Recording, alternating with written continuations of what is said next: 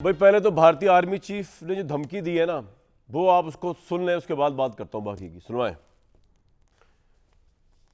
इसके ऊपर अफवाज पाकिस्तान ने बहुत स्ट्रांग मैसेज दिया। ऑब्वियसली उन्होंने बताया कि पाकिस्तान की अफवाज तैयार है और किसी भी किस्म का एडवेंचर या मिस एडवेंचर हिंदुस्तान का करने के लिए। लेकिन इस वक्त जो है सिचुएशन जंग की बनती नजर आ रही है पाकिस्तान इंडिया के दरमियान। ये नहीं कि पाकिस्तान इंडिया के दरमियान कोई ऐसा इस वक्त फौरी मसला हो गया जिसकी वजह जंग होगी। मेरे नज़दीक इसके कुछ रीज़न्स हैं जिसकी वजह से शायद हिंदुस्तान जो है वो पागल हुआ है। इस वक्त जंग उसे हर सूरत में करनी है। एक तो ऑब्वियसली हिंदुस्तान की फ़ौज पाकिस्तान से 10 गुना बड़ी है, लेकिन जो उनको सुबकी हुई, जितना वो बजट खा रहे हैं हिंदुस्तान का, जितना पैसा उन पर लग रहा है, 10 से 11% अरबों रुपए का जो बजट है वो लेते हैं, और उनकी शिकस्त उनको हुई है अपने से छोटे मुल्क की आर्म्ड फोर्सेस से। तो उनकी एक तो बहुत ज़्यादा वहाँ पे बेइज्जती हो गई है। उसको जस्टिफाई करने के लिए हर सूरत में वो समझते हैं कि पाकिस्तान से बदला लिया जाए, अटैक करना ही करना है। दूसरा जो हम जानते हैं कि हिंदुस्तान की जो भी सियासी पार्टी आती है, खासतौर पर बीजेपी, इनका एक सियासी मैनिफेस्टो है एंटी मुस्लिम और एंटी पाकिस्तान वोट का। इस वक्त जो इंटरनल प्रेशर है नरेंद्र मोदी के ऊपर, क्योंकि इतनी ज़्यादा सुबकी हो चुकी है कि नरेंद्र मोदी ने ऐलान किया, ऑपरेशन सिंदूर का पूरा प्लान किया, पहलगाम ये वो करने कराने के बाद हुआ क्या कि हिंदुस्तान को मुंह की खानी पड़ी। तो इस वजह से इस सुबकी से और आइंदा आने वाले जो बिहार का इलेक्शन है और फिर बाद में जनरल इलेक्शन है, उसमें फतह का चांस बहुत मादूम हो गया। अगर रिजल्ट यही रहता है जो पाकिस्तान ने छोड़ा है 6-0 का, या हिंदुस्तान को जो हराया है, तो सियासी प्रेशर जो नरेंद्र मोदी के ऊपर है वो इसको बिल्कुल मजबूर कर सकता है और मजबूर कर रहा है कि जो भारतीय आर्मी चीफ जो आगे भड़के मार रहा है कि जी मैं पाकिस्तान को ये कर देंगे वो कर देंगे, तो बिल्कुल ये सीरियस थ्रेट है। तीसरा जो है, इंटरनेशनली पाकिस्तान ने एक बहुत एक्सेप्शनल सफारतकारी की है, और सफारतकारी के अंदर जो है वो देखना ये है, हिंदुस्तान ने ये चेक करना है कि जो पाकिस्तान ने अमेरिका के साथ पींगे बढ़ाई हैं, तो वो ये देखना चाह रहा होगा कि अमेरिका की नज़र के अंदर हिंदुस्तान का मुकाम ये मई की वॉर के बाद यूं नीचे धड़ाम से गिर गया। यूरोप के अंदर, फ्रांस के अंदर, पूरी दुनिया के अंदर मुकाम गिर गया। हिंदुस्तान की एक साख जो थी वो मुतासर हुई है। तो उस साख को और अमेरिका जैसी कंट्रीज़ के सामने अपने आप को एक बहुत बड़ी पावर दोबारा दिखाने के लिए कि हम चाइना को भी कंट्रोल कर सकते हैं, हम पाकिस्तान को भी कंट्रोल कर सकते हैं, ये अमेरिका को बताने के लिए, यूरोप को बताने के लिए हिंदुस्तान के लिए जंग नागुज़ीर बनती जा रही है।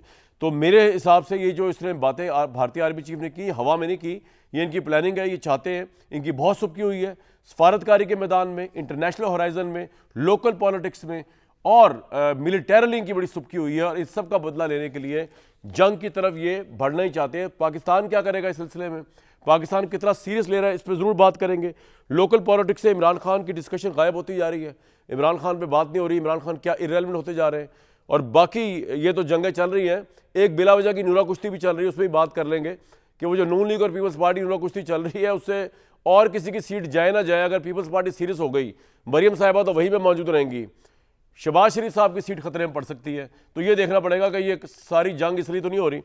मेरे साथ भट्टी साहब, अहमद अवैस साहब, डॉक्टर मुसद्दिक मलिक साहब मौजूद है। हमें थोड़ी देर के लिए ज्वाइन किया मार्शल रिटायर अरशद मलिक साहब ने। अरशद मलिक साहब, ये जो हिंदुस्तान की जंग की भारतीय आर्मी चीफ की धमकियां हैं और एक पूरा वॉर फोबिया वो दोबारा क्रिएट कर रहे हैं, ये सिर्फ उनकी अवाम की कंजम्पशन के लिए है, प्रोपेगेंडा है, या पाकिस्तान इसको सीरियस ले? बिस्मिल्लाहिर्रहमानिर्रहीम। कामरान भाई, सबसे पहले तो बहुत शुक्रिया सर। मेरे ख्याल में ये बात इसलिए कि आज तक अगर आप शुरू से लेके इनका ट्रैक रिकॉर्ड देखें तो ये फिक्शन ओरिएंटेड स्ट्रेटजी के तहत बॉलीवुड को प्रमोट करते हुए इस तरह के मजाका खेज बयान देते हैं, और फिर उसके ऊपर false flag of staff operations करते हैं। फॉल्स फ्लैग ऑपरेशंस से लेके फिर वो एक ऐसा मजाका खेज और बुज़दिलाना कार्रवाई करते हैं जिसकी कार्रवाई का उनको मुंह तोड़ जवाब दिया जाता है। तो भाई मेरे ख्याल से ये आप इसको बिल्कुल सीरियस लें और इसके खदोखाल देखें और इसकी बैकग्राउंड देखें कि जब सफारती महाज पे, जैसे आपने फरमाया, इनको शिकस्त हुई, इखलाकी दिवालिया तो इनको पहले से निकला हुआ है। मिलिटरली इनको 2 मौकों पे अल्हम्दुलिल्लाह पाकिस्तान एयरफोर्स ने इनको रसवाई का सामना इनको करना पड़ा हमारे हाथ से अल्हम्दुलिल्लाह। तो इस वक्त भी इनकी अज़ाइम खतरनाक हैं। बिहार के इलेक्शन आने वाले हैं, अंदरूनी तौर पे इसका कोई वाली वारिस अब नहीं रह रहा। कांग्रेस बिल्कुल ऑफेंसिव आ चुकी है, इसलिए ये इस किस्म के बयानात अपने माउथ पीस से कुछ भी कर सकता है। तो सर, इससे पहले हमने देखा कि जब पाकिस्तान ने हिंदुस्तान की एयरफोर्स के 6-7 तैयारे गिराए, हिंदुस्तानी पायलट्स का मोराल बहुत डाउन हो गया। तो उसके बाद उन्होंने जंग की एक स्ट्रेटजी चेंज की, उन्होंने ड्रोन्स वगैरह के जरिए अटैक करने की कोशिश की, उस पर खैर उन्होंने मुंह की खाई। लेकिन आपके ख्याल में ये अब की दफा अगर अटैक होता है तो हिंदुस्तान का मेन मोड ऑफ ऑपरेटर्स जो है वो ये एयर स्ट्राइक ही होगा या कुछ और भी हो सकता है? देखें, सबसे पहले तो जो फॉल्स ऑपरेशंस है ना वो होंगे, उसके लिए हमें अपने आप को तैयार रखना चाहिए। फिर ये फाटा बलूचिस्तान में जो बार बार दरअंदाजी करते हैं और जो लोगों को प्रमोट करते हैं, उसके ऊपर नजर रखनी पड़ेगी। दूसरा, जो अब जंग होगी ना, मेरे ख्याल में वो मिसाइल और ड्रोन्स की जंग होगी। एयरफोर्स तो उनकी अगले 10 साल तक नहीं उड़ सकती। अच्छा। उसकी दो तीन लॉजिकल वजह, मैं भड़क नहीं मान रहा। उसकी वजह यह कि मिग 21 ग्राउंड हो चुके हैं, जैगुआर ग्राउंड होने वाले हैं।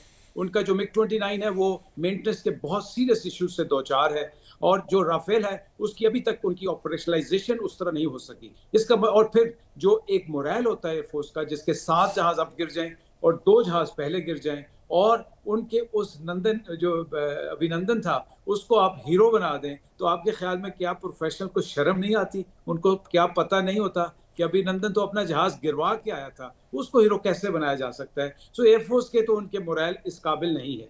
अब आपने अल्हम्दुलिल्लाह, मैं उसके काउंटर पे भी बता देता हूँ, तो अगली जो सानिया होने वाला अगर हुआ तो ये ऑपरेशंस के बाद फिर ये आएंगे मिसाइल टेक्नोलॉजी पे, और फिर आएंगे ड्रोन अटैक्स के ऊपर।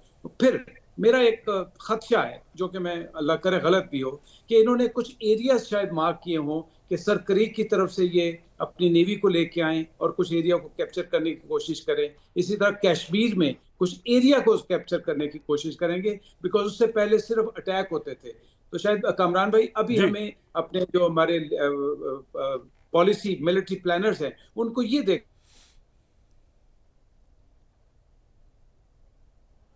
अच्छा, ये आपने बड़ी इंपॉर्टेंट बात कर रहे थे। मेरे एक दो सवाल आपसे और है, मैं दोबारा आपके पास आता हूँ। अर्शद साहब मेरे साथ रहेगा। आप कह रहे हैं कश्मीर, अच्छा ये कश्मीर वाला जरा एक्सप्लेन करें। कश्मीर से अटैक मतलब वो तो वहां से क्या बर्री फौज का अटैक करेंगे आपके ख्याल में, जो पाकिस्तानी मेरे कश्मीर ख्याल है? में अभी जी, अभी ना देखें, इन्होंने 2-3 दफा अटेम्प्ट की अपनी एयरफोर्स के साथ से। जी। तो एयरफोर्स को तो अल्हम्दुलिल्लाह इनको मुंह तोड़ जवाब मिला, और वो कोई तुक्का नहीं लगा, एक स्ट्रेटेजाइज करके नहीं, ऑपरेशनल कश्मीर से किस तरह आपके स्ट्रेटेजी। ख्याल में कर सकते हैं अटैक इंडिया? जी जी जी, बर्री मैं ये फौज?